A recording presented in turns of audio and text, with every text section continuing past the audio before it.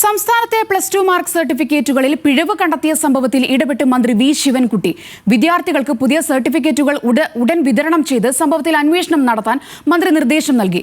+2 സർട്ടിഫിക്കറ്റിലെ മാർക്കുകൾ രേഖപ്പെടുത്തിയതിൽ പിഴവെന്ന ന്യൂസ് മലയാളം വാർത്തയെ തുടർന്നാണ് നടപടി.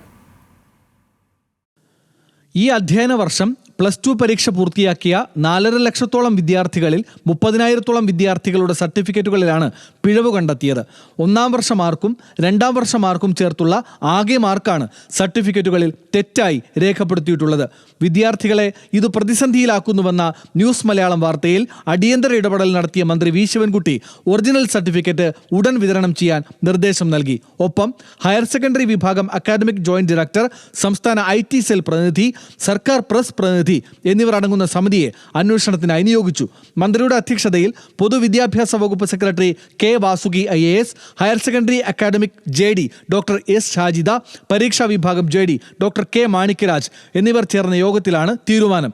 പിഴവ് സംഭവിച്ച സർട്ടിഫിക്കറ്റുകൾ സ്കൂളുകളിൽ വിതരണം ചെയ്തിട്ടുണ്ടെങ്കിൽ അവ തിരികെ വാങ്ങി പകരം സർട്ടിഫിക്കറ്റ് അനുവദിക്കണം.